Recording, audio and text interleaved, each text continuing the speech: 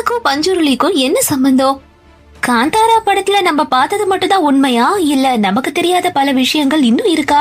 துளு நாட்டுல இருந்த கம்போல ராஜ்யம் என்ன ஆச்சு? குலிகா தெய்வம் அவர்களுக்கு என்ன தண்டனை தந்துச்சு? இன்னும் துளு நாட்டுல தீராத நீதிமுறைகள் நீங்குமா? துளு நாட்டுக்கும் பரசுராமருக்கும் என்ன சம்பந்தம்? இந்த வீடியோல காந்தாரா படத்துல காட்டின நிறைய விஷயங்களை இன்னும் தெளிவா பார்க்கலாம். வீடியோவை முழுசா பாருங்க. சிவகணங்கள்னா சிவபெருமானுக்கு ரொம்ப அன்பான, அவருக்கு பிரியமான பக்தர்கள். சிவபெருமானுக்கும் அவருடைய கணங்களுக்கும் எந்த வேறுபாடும் இல்ல.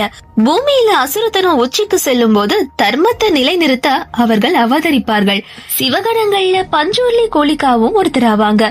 சிவபெருமானோட அருளால அவர்கள் பூ உலகில பூத கணங்களா இறங்கி மக்களையும் இயற்கையும் காப்பாத்துவாங்க. துளு நாடும் சிவையாக்கு பிரியமான பரசுராமரால உருவாக்கப்பட்டதுன்னுட்டு அங்குள்ள புராணங்கள்ல கூறப்பட்டிருக்கு. இப்ப காந்தாரா படத்துல வந்த சில விஷயங்களை தெரிஞ்சுக்கலாம். ரொம்ப இன்ட்ரெஸ்டிங்கா இருக்கும். வீடியோவை முழுசா பாருங்க. பஞ்சுர்லி தெய்வம் பூவராக சுவாமி. துளு நாட்டோட ஜனபத கதைகளை படி பஞ்சுர்லி தேவா கைலாயத்துல காட்டுல பிறந்தாரு. பார்வதி தேவி அவங்கள ரொம்ப அன்பா வளர்த்தாங்க. பார்வதி தேவியோட பாசத்தாலும் சின்ன வயசுல ரொம்ப சந்தோஷமா வளர்ந்தாரு. கொஞ்சம் வளர்ந்ததுக்கு அப்புறமா கைலாயத்துல இருக்க மரங்களை, அங்க இருக்க இடங்களை நாசம் பண்ண ஆரம்பிச்சாரு. அத பார்த்து சிவபெருமானுக்கு பயங்கரமான கோபம் ஏற்பட்டுச்சு.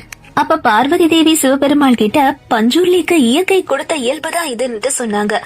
அப்ப சிவபெருமான் பஞ்சுர்லிக்கு, நீ பஞ்சபூதங்களையும் வயல்களையும் மக்களையும் காப்பாற்ற தெய்வமா இருப்பன்னுட்டு வரம் வழங்குறாரு. அதுக்கப்புறமா பஞ்சுர்லி துளு நாட்டோட நிலங்களையும் மக்களையும் பாதுகாக்கிற தெய்வமா இருக்காரு.